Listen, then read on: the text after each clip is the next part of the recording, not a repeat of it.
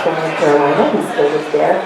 And we just built the first fully commercially permitted hempcrete structure in the United States 2 months ago in Grants Pass, Oregon. And that was a wine tasting room at a vineyard, which there are lots of vineyards on the West Coast, and they need to find a way to make themselves, distinguish themselves from one another. And this one said, we're going to do it with sustainability, which I thought was fantastic. And so a beautiful hempcrete tasting room. Hempcrete is a mold, rot, fire, and pest-resistant construction infill. If we could go back and rename hempcrete, we would call it hempsolation or hempfill, because that word crete does give the misimpression that it is somehow a substitute for concrete, and it's not. It's a living, breathing wall system that lasts hundreds of years. It cannot touch the ground, so it can't be used for driveways or roads or garden. I get a lot of those questions. It is really, truly a wall system. It with a 12-inch to 18-inch wall, depending on the extremity of your climate. Your house, the interior temperature with really great windows, will stay at a temperature of 60 degrees Fahrenheit year-round without a heating or cooling system. So it's really a smart income home. It also reduces the needs for HVAC requirements, so just in terms of having to invest in those systems and then pay for the energy to use those systems throughout the life of the building. So hempcrete is an amazing thing, and I hope that I'm going to be able to get another opportunity to talk some more about hemp building materials. Thank you so much, Joy. We appreciate that. Look forward to getting more information very soon. Bill, would you like to speak on your nutraceuticals, I don't know if I'm pronouncing that correctly, and the NNJ treatment? Sure, thank you so very much, Shannon. And thank you for hosting our panel. So just as by means of quick introduction, I've been a marijuana user since 1973 when I was 15 years old. And I started growing and selling and buying and eating and bathing in marijuana. And I've been doing so ever since. And then I became involved with Mass Can Normal in 1990. And I've been working with them ever since. I've been either an officer or either a director or an officer since then. And I'm a medical marijuana patient. I suffered from gout since I was in my mid-20s, and I have a son with both Tourette's and OCD, and we've both found cannabis to be a wonderful, wonderful mediator of our symptomologies. Also I'm a hemp business owner. As Shannon mentioned, I'm in the nutraceuticals sort of market. I mean, that's a very strange word because it's nothing like a pharmaceutical. This isn't oil from a plant. It's kind of like olive oil or corn oil or any other oil from any other plant. It's just oil from the hemp plant. And for many decades now, we've known that it has wonderful medicinal properties.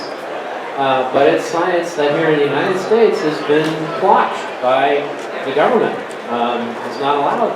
The research that would have freed so many people from pain and suffering for so many decades now. And I think of all the people that are suffering and dying from things like cancers and being crippled and things like that, who could have potentially benefited from these hemp products. And the only reason they didn't was because of politics. And why is our medicine and research in medicine being dictated by political things?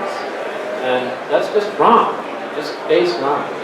So I've had this CBD business since it became legal, sort of, medical marijuana became legal in January 2013. That's when I started doing this. I started in Alston.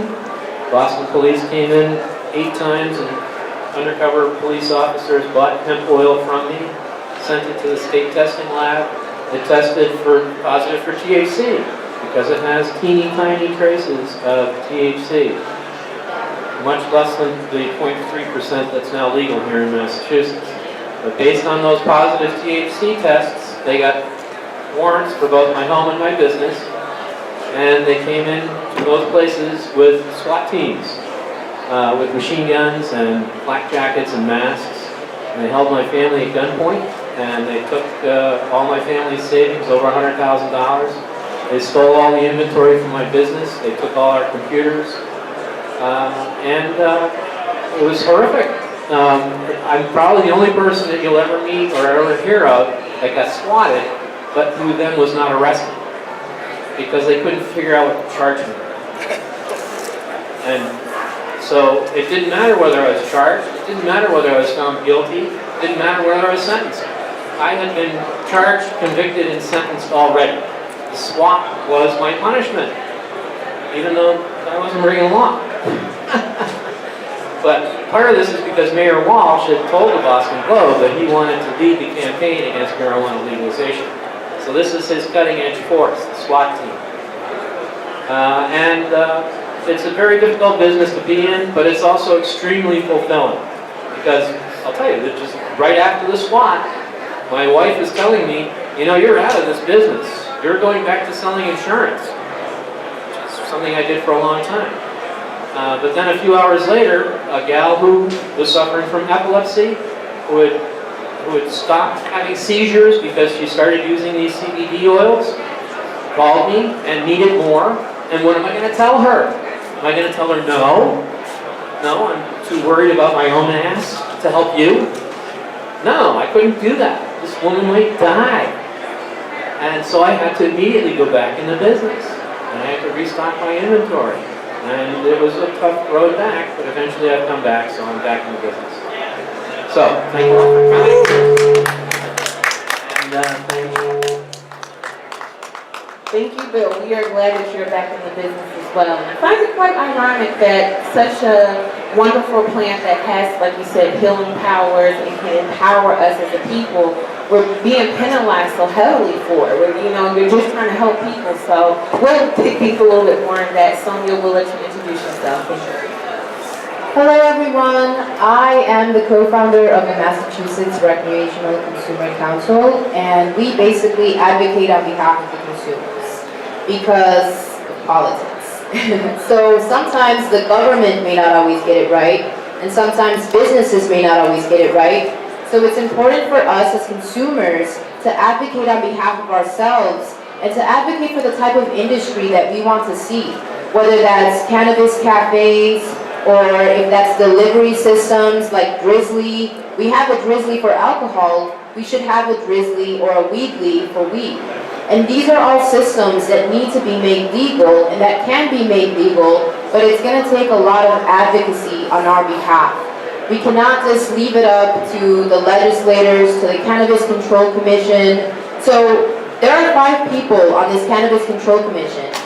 Guess how many of them actually voted yes on 4?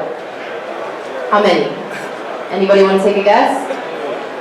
How many of the Cannabis Control Commissioners? Yep, only one of the Cannabis Control Commissioners actually voted yes on 4. So it's very important that we show up to their meetings and we help them understand what the cannabis industry can look like.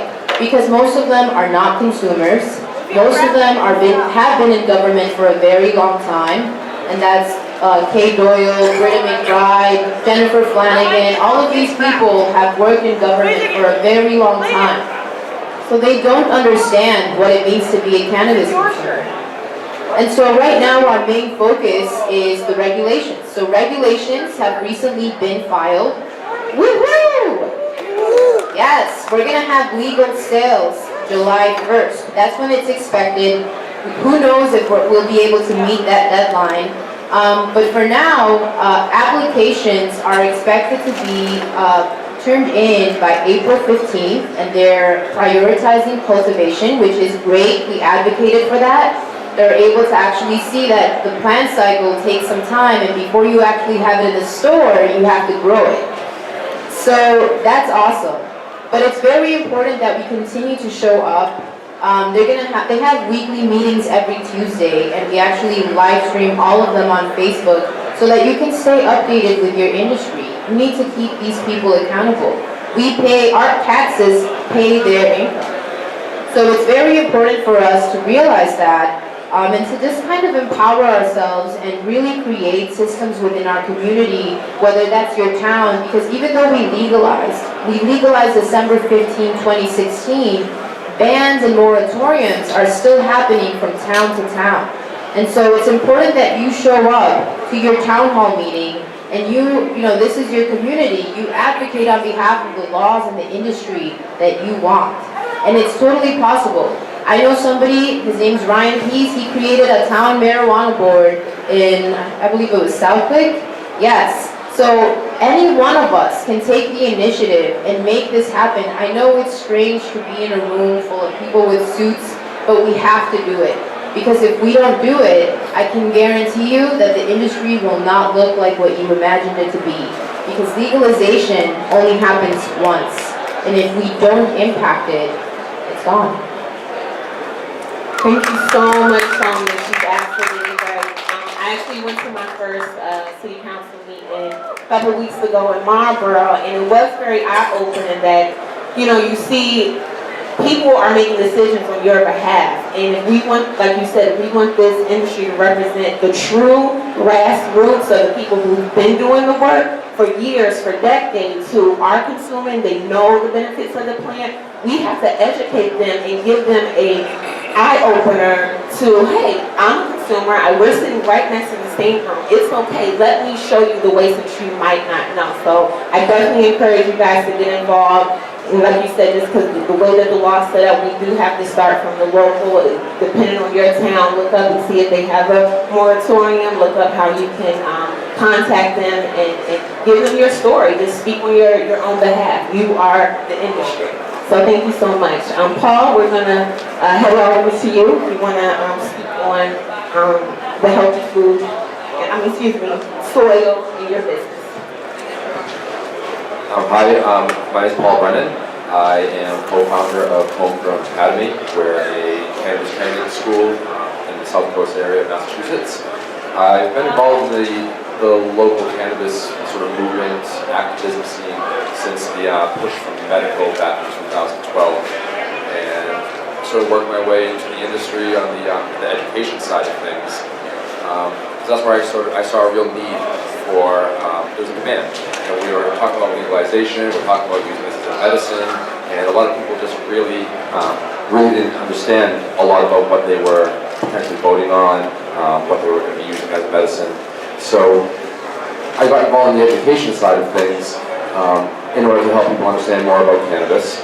But I'm also a cannabis user and I'm a grower, and I saw the home grow avenue as a way to sort of, mitigate, go around, circumvent a lot of these issues that, we're still fighting for as far as lobbying, legislation, trying to work out how our industry is going to look. Because we do, as far as that law goes, while they're still hammering out all the regulations on how the commerce of this is going to be implemented around the state, they also allow for the home cultivation. And some people like the MRCC and some other groups, we fought very hard in order to allow for this home cultivation and not just allow the industry to come in and sort of steamroll what we've been working so hard for on the activism front. So the home growing was a way that helps not just the patients, that's where I came from. We were legalized for medical first, so I spent 4 years helping patients learn how to home grow. But now also as we're getting into this recreational side of things, home growers want to continue on that front too, because one, regulations, some towns are calling for moratoriums, it's not accessible everywhere. Where it is accessible, it may be quite expensive. So I'm really promoting the home grow for not just patients, but also consumers. And for me personally, I'm an organic soil guy. So again, this translates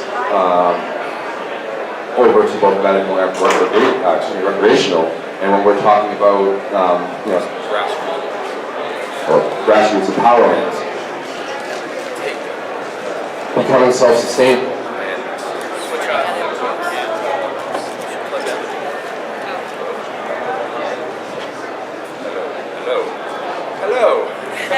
Hello? All right, now we're working. All right, so when we're talking about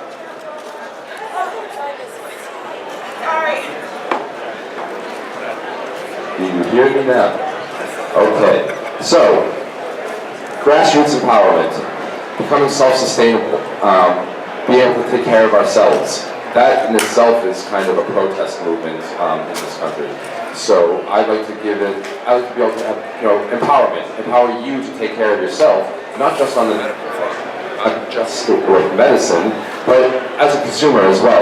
I don't want you all to be beholden to high prices, taxes, all of that comes from an industry, because that is something that I'm really noticing over the past year, especially with these conventions, with rallies, with all these sort of bigger mainstream events. We went very, very quickly from an activist movement to a regulated industry, almost overnight. And I love the industry. I love to see all of the innovation and the big companies that are coming out here. The fact that this convention has doubled in size since last year. But at the same time, I don't want to see that completely steamroll everything that we've been working on individual front. So when it comes to growing with them organically and with the soil, that, as a medicine, that's what we want to be growing, so that you're not reliant on the dispensaries. But also, as this recreational thing rolls out, this sort of connoisseur crafts grow movement that's still alive, and that our regulations seem to really favor. So these regulations are now being finalized that are going to allow for this cultivation, as Sonia was just talking about. There's a tiered system, and it's going to allow for some relatively ease of entrance into this market by those of us who may not have all of the capital investment that some of these larger corporations and companies and out-of-state money are bringing in. So by empowering individuals to get into home grow and be able to take care of themselves on that front, that is also going to be the basis that opens up the boutique cottage industry that we are really hoping is going to be the driving force of the Massachusetts marijuana industry. People are always going to want the masses will always like to have their store-bought, easy-to-walk in, come out with a 5-pack of vape carts. The big industry does not have to worry about that loss of revenue.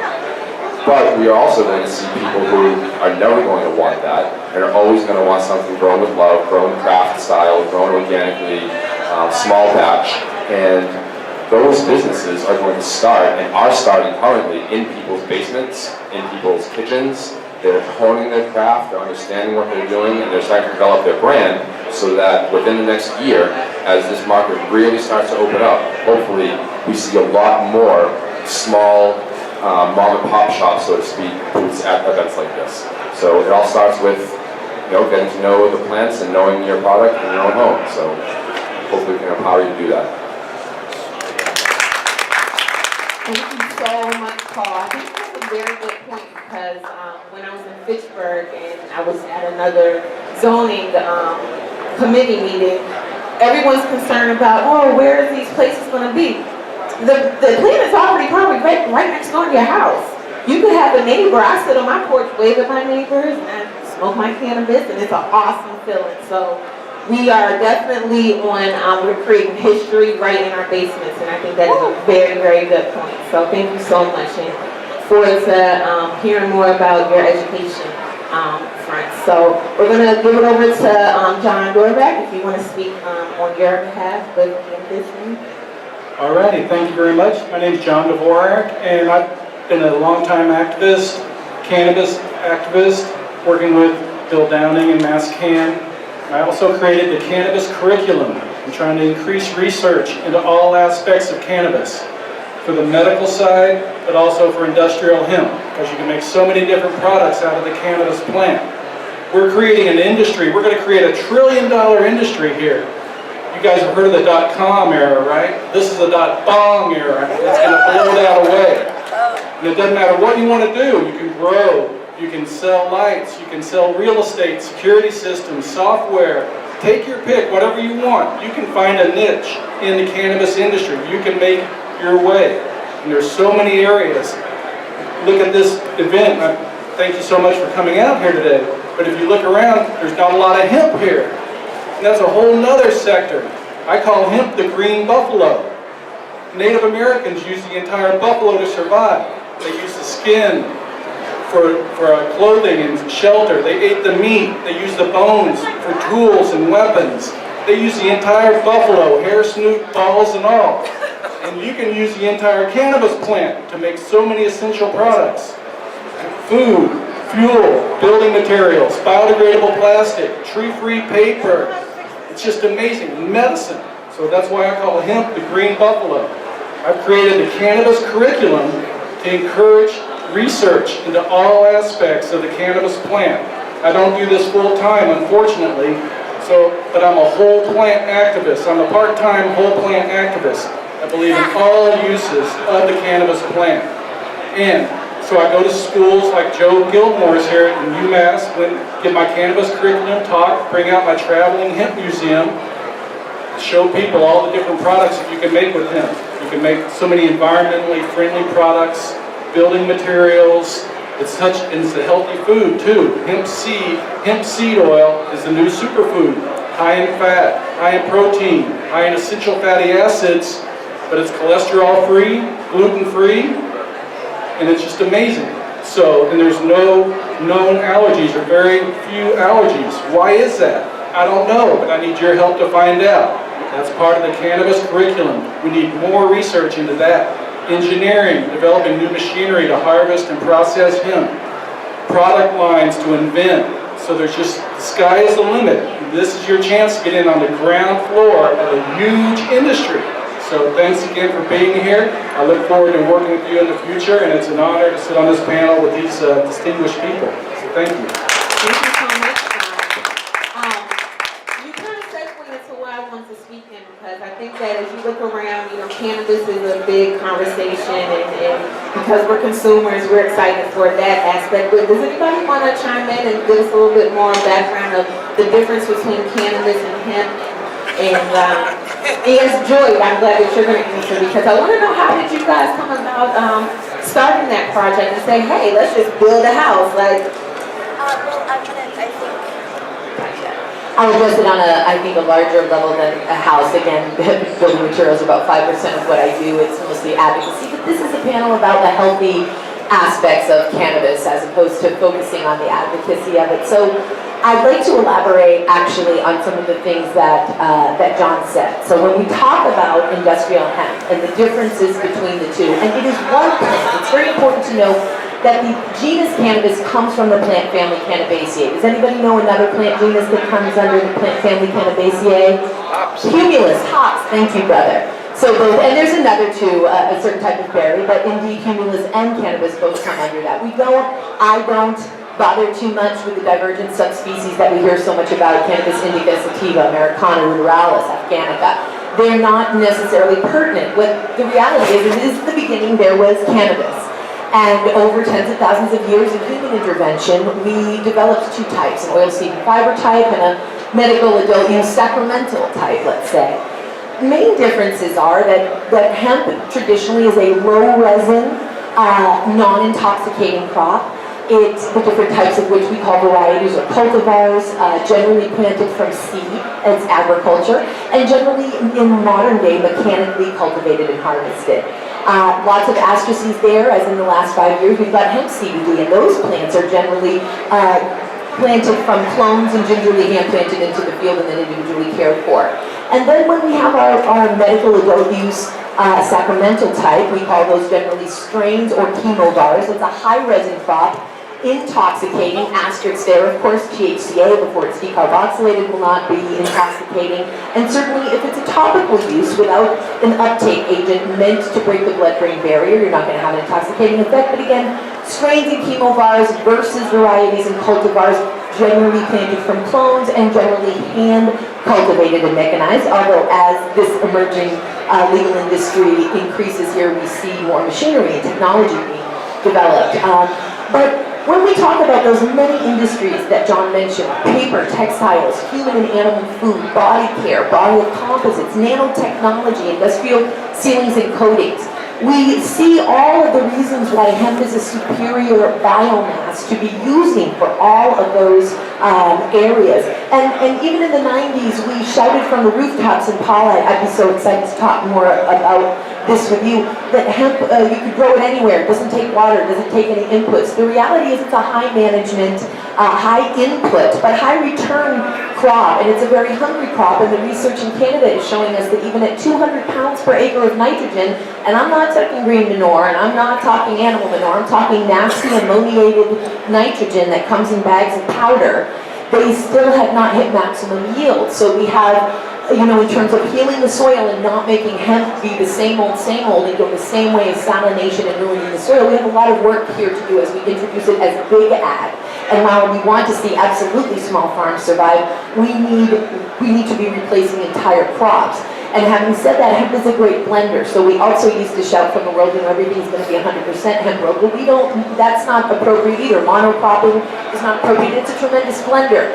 I want to tell you that with the food, it is the highest digestible form of protein on the entire planet animal kingdom. Why is that? It has no trypsin inhibitors. It has a unique amino acid profile, all amino acids. It's the highest ratio of essential fatty acids, and there are polyunsaturated essential fatty acids that are impossible to get in the plant kingdom outside of hemp that are available to us in that plant. Gamma-linoleic acid and stearatoic acid for textiles, UV, antifungal, anti-mold qualities. For paper, because wood, lignin is the material, a property in a plant that gives plants its rigidity and protection. It takes tons of chemicals to break it down. We don't need to do that with hemp. So we're talking about not requiring bleach and dioxins or things that make a paper acidic, so naturally acid-free. So there are all of these reasons why we need to develop the hemp industries here, and we need to understand that there's tens of millions of dollars between growing that biomass and making the t-shirt and infrastructure. And so this is the work that we do through the Hemp Industries Association and through the work that we do at Normal with regards to helping people with legal issues to understand some of the differences that we have to navigate between these very two different bodies of law and regulation that are emerging in the United States. Did you want to comment? Just one thing you had mentioned that hemp is a farmer's miracle crop, and in many ways it is. What a lot of people don't realize is that hemp is 10,000 products, but it's also a phytoremediator in that it tends to pull salts and heavy metals and solvents and things like that out of soil. So for instance, around the Chernobyl area, where they had that horrific meltdown of their nuclear power plant, Russia now is planting large fields of hemp. And the hemp is absorbing heavy metals out of the soil. Of course, you can't use that hemp for anything else. It's full of antitoxins. But it's a way to get toxins out of the soil. And that's just one of the aspects. Hemp is a wonderful crop for the soil because its roots are very strong and very long and go way deep down in the soil, adding organic material into the soil and also holding the soil together so that there's less erosion and less wash away. If you get the time and you're on YouTube someday, type in lotus hemp. There's a great 5-minute long video, and it starts off talking about a British racing car called the Lotus.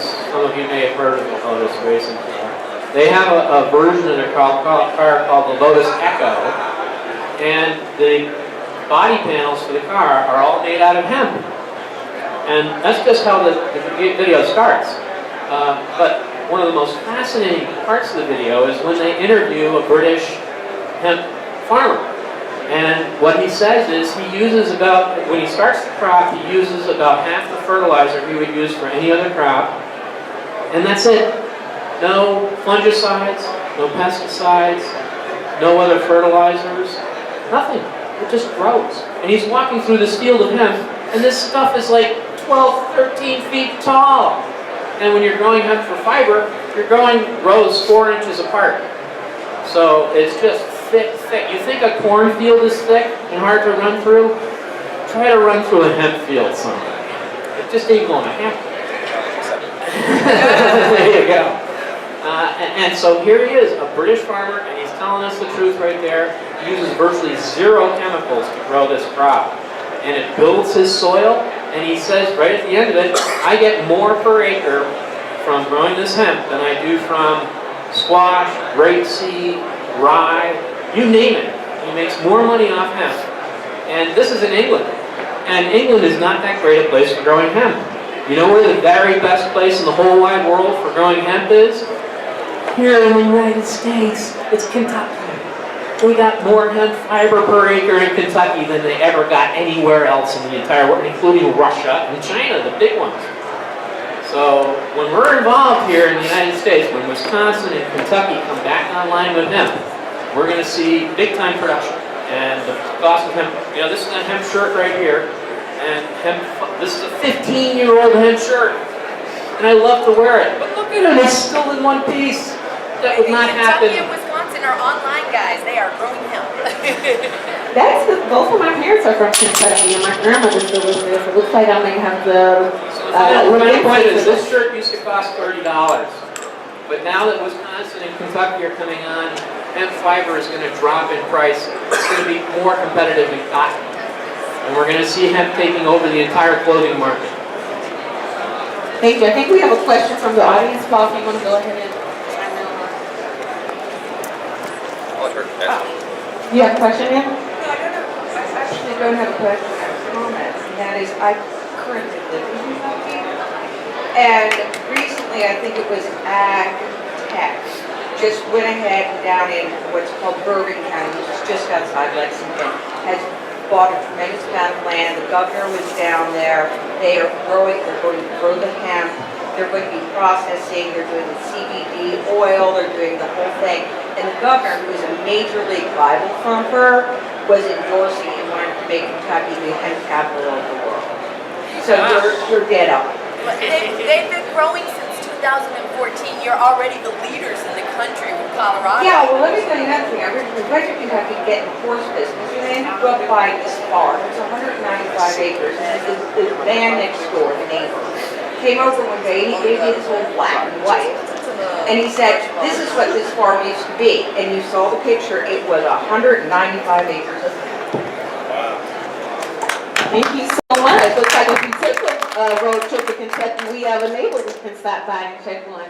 While I'm out here, does anybody else have any questions or comments that they want to chime in?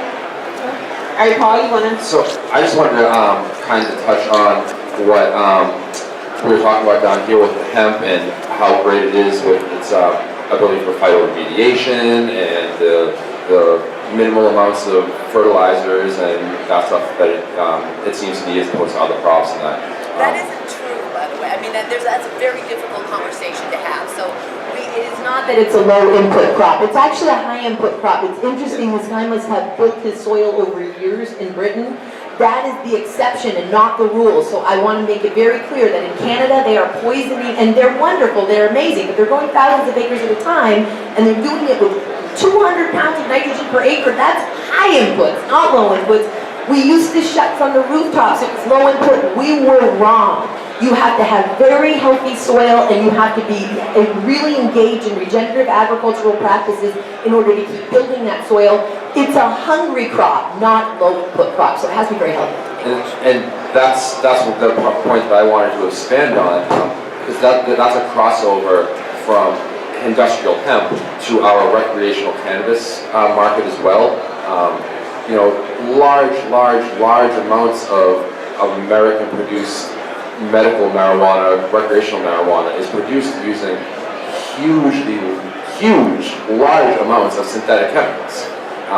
And yes, we can talk about flushing our product and being left a safe, clean product for the consumer, but those chemicals that were going into the plant that are getting flushed out, that are filled up in hydroponic reservoirs, when they go down the drain, they don't just go away.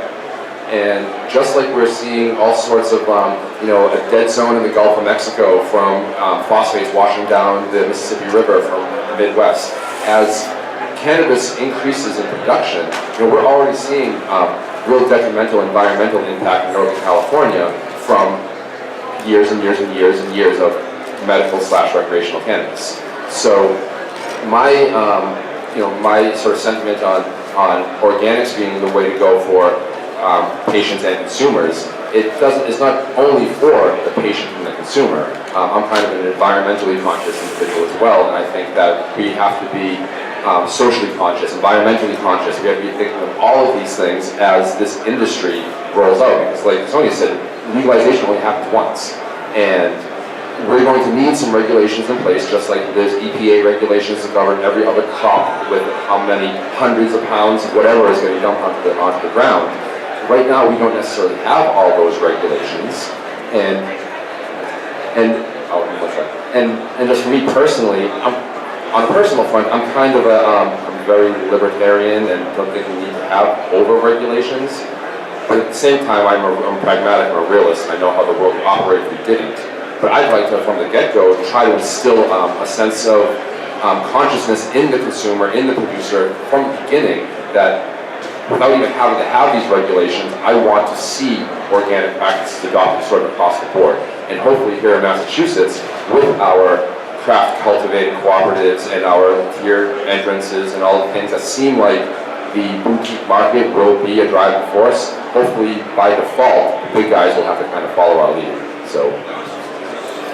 Yeah, so just to hit on that, so it's totally true, we do need some regulations because as people, you know, we're just crazy. But one of the really great regulations that the Cannabis Control Commission actually put in place so that we could be socially conscious about our earth and our environment is that they actually cut in half the prices for growing outside versus growing inside. So if you're growing outside, you're going to have to pay half of the prices than you would as if you choose to grow inside. So that's a really, really great big plus. I know there's going to be a lot of people complaining about it as well, especially in Massachusetts because our weather tends to leave us with a lot of, what's it called, botrytis? Yes. Yes. So we have to find new systems, new innovation to work with that, but that's a really great law. Another thing that's also contributing to our craft cannabis industry is cooperatives. So cooperatives don't have one sole owner or a few owners. Every member is an owner inside of a cooperative. And recently, they had a cap of only 6 cooperatives, but they just removed that, and now you can have an unlimited amount of cooperatives within your cooperative. So that's pretty awesome as well. So this, along with other laws that we must continue to advocate for, will create the industry that we need. Thank you so much. Oh, we have a question from the audience, but yes, that is very, very true. I suggest everyone look into the co-op program that we have placed in Massachusetts, and I'm going to give it over to Nicholas. Thank you. Hey, can a LLC be a member of a cooperative or a corporation? Yes, in fact, a cooperative has to register as an LLC. That's one of the things that they have to do. Or an LLP, or as a registered cooperative. There's actually 3 different ways you can do it. But LLC is going to be by far your most common way that they're going to do it. Now, just an interesting little side note, because I'm actually involved with a cooperative, the Terrapin Holistic Cooperative down in Franklin, Mass. And and we've hired lawyers and getting a lot of interesting advice. And one of the things is, as Sonia mentioned, that each cooperative can own multiple properties. So you can own up to 6 properties, and well, apparently that's going to be changed, I guess, with the regulations that were just put out. But anyway, one of the big pieces of advice that we paid a lot of money to get, and I'm going to give to you for free, is that you don't want the co-op to be actually purchasing land. What you do is you set up a separate LLC that's a real estate LLC. You have the real estate LLC do all the land purchasing, and then the co-op LLC or LLP or co-op, either way, they lease it from the real estate LLC. So that's apparently the best way to set it up. Yeah, one more. Just to clarify my question a bit further, I have an LLC, I'm part of an LLC that is a extraction company that's applying for a manufacturer's license and want to be a part of a cooperative through that. I'm not sure how the legal. There are two different kinds of licenses. The cooperative is with the CMCC. That's one type of license. A huge set of rules that goes along with that. And then the manufacturer's license is a different license. There's some limitations about, for instance, you cannot be a majority stakeholder in another cannabis license and be a member of a cooperative. But again, if you're going to be doing this, you really need to hire a lawyer. And we can talk offline about lawyers and stuff like that. But that's a good first step, is at least getting some legal advice about what you need to do to set things up properly. Thank you so much. I'm just gonna add to that really quick. There's also a whole bunch of other cooperatives here that you should definitely talk to, like Farm Bug Co-op. Definitely talk to them. Really great group of people, and that's what cooperatives are all about. Just we're having different systems that barter and trade and create together. So definitely connect to them. Right, if you're good at extractions and somebody else has another skill set like in hemp or any other education, I wanted to talk a little bit with John a little bit more where we can, get some more information of your classwork and some of your coursework that you're teaching people.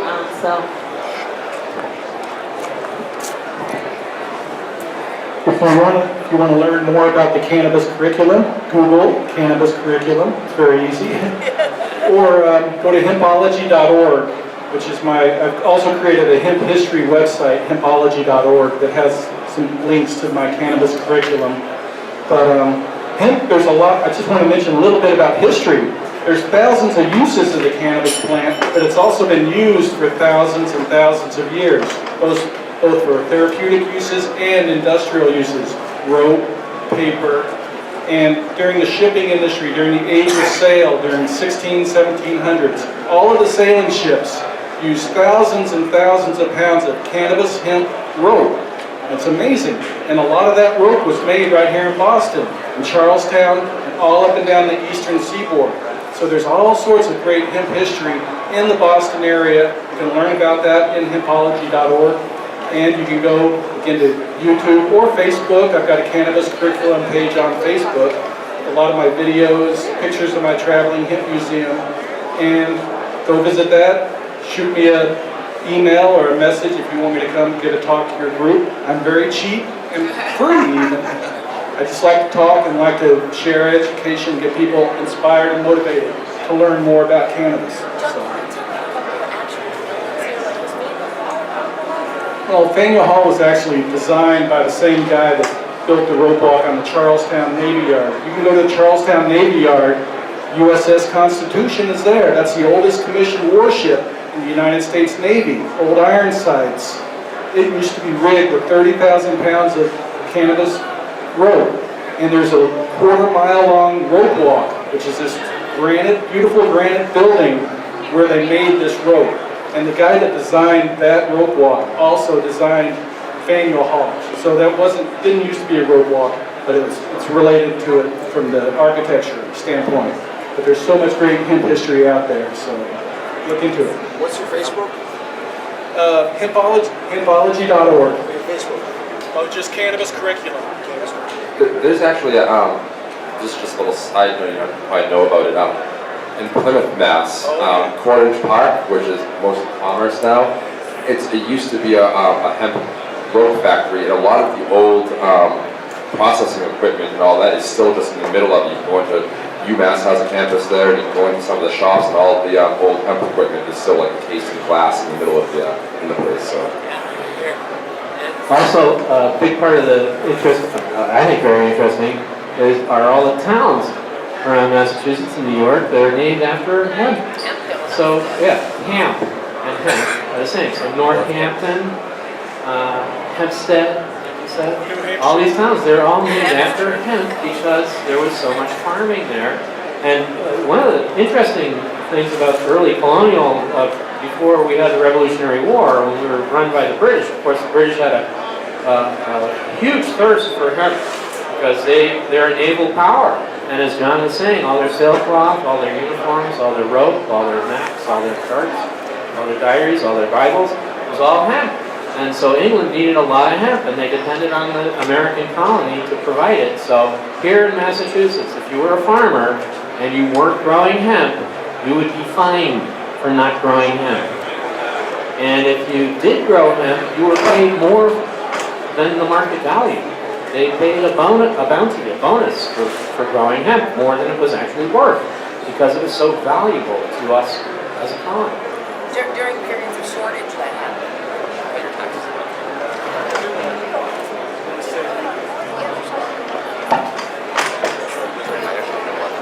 Yeah, we have to wrap this up. I think we have another education session coming up soon. So I just want to give our panel, I want to thank you guys for coming out. If you guys just want to give us more information how we can get in contact with your efforts and your businesses that you're fronting. And For the Hemp Industries Association, I will give you a complicated website. I'm going to say go to joinhemp.org. That points to our website. If you're getting involved in the industrial hemp industries, if you're getting involved in advocacy, normal.org, and normal.org. This is an organization dedicated to the reform of marijuana laws for consumer rights, founded in 1970 upon the inclusion of marijuana in the Controlled Substances Act of 1970. It is a one-stop shop for guidebooks on how to talk with your legislators. If you want to know, if you get a call from anybody in any state, you can go right to our state laws page. It is the ultimate. We have a team of crack intern law students, 400 applications we get every year to fill 4 positions to keep that website on target with the marijuana laws. We have some industrial hemp information there again, but Normal is very focused on adult use and medical marijuana. So the hemp laws, I wouldn't say necessarily to go to Normal, but if there's some information there, it's accurate. It just won't be totally complete. If you're interested in marijuana advocacy and consumer rights, it is a one-stop shop, normal.org. I'm hempace.com, and I do consulting and expert witness. If anybody gets in trouble with hemp-derived CBD, that's a lot of the advocacy work that I do. thank you so much, Joy. Bill? I'm with cann Normal. I don't know if any of you have ever heard of them. I can't remember what their website is. Oh, yeah, that's it, yeah. It's masscan.org. So we're here all day, folks.